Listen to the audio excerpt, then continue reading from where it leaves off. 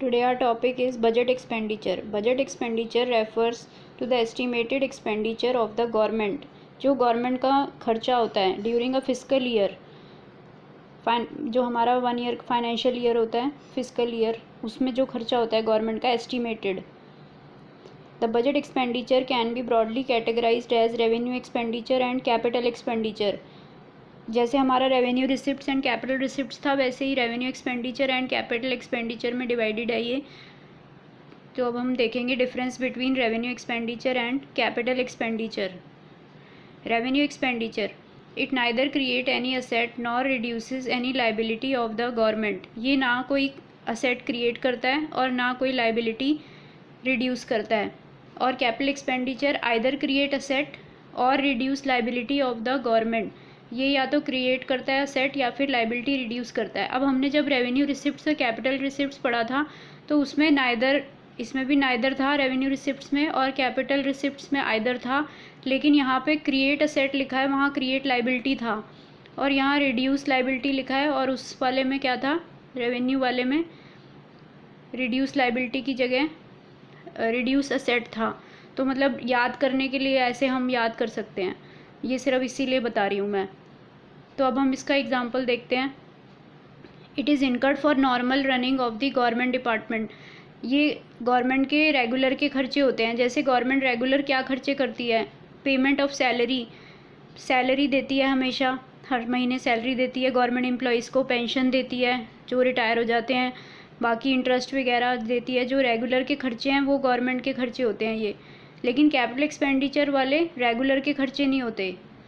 It is incurred for normal running of government departments. जो government department यानी कि salary वगैरह देना, provision of various services provide करवाना, जो रेगुलर की चीज़ें हैं.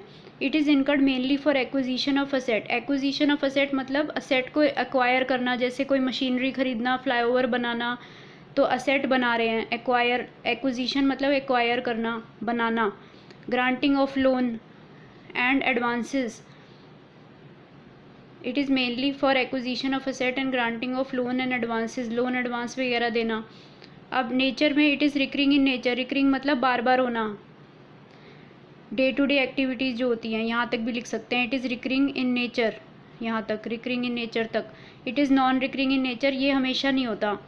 अब इसमें हम एग्जांपल देख लेते हैं. ये रेगुलर के खर्चे हैं, payment of salary, pension, interest. इससे ना तो कोई असेट क्रिएट हो रहा है और ना कोई लाइबिलिटी रिड्यूस हो रही है. अब यहाँ पे देखते हैं एक्सपेंडिचर ऑन बिल्डिंग रोड्स. जैसे हमने कोई रोड बनाई या फ्लाईओवर बनाया या मेट्रो बनाई, तो गवर्नमेंट का क्या हो रहा है, असेट क्रिएट हो रहा है, क्रिएट असेट्स. या फिर एक और एग्जांपल इसमें दूसरा देख लेते हैं, रीपेमेंट ऑफ बोरोविंग्स. मतलब गवर्नमेंट ने बोरो किया हुआ था किसी से, मान लो वर्ल्ड बैंक से या किसी से बोरो किया हुआ था, और फिर उसको रीपे कर दिया, मतलब वापस कर दिया. तो गवर्नमेंट की लाइबिलिटी थी, बोरो कर रखा था, वो एक लाइबिलिटी थी, गवर्नमेंट ने रीपे कर दिया, तो उसकी लाइबिलिटी क्या हो गई, रिड्यूस हो गई, रिडक्शन इन लाइबिलिटी. तो ये हमारा क्या हो गया, रीपेमेंट ऑफ बोरोइंग हमारा रिडक्शन इन लाइबिलिटी हो गया, कैपिटल एक्सपेंडिचर. तो ये हमारे एग्जाम्पल हो गए.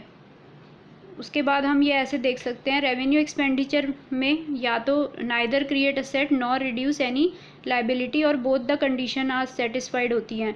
Both the conditions are satisfied. जैसे हम सैलरी वगैरह दे रहे थे, रेगुलर के जो गवर्नमेंट के खर्चे हैं, उसमें ना कोई असेट क्रिएट हो रहा था ना liability. Both the conditions are satisfied.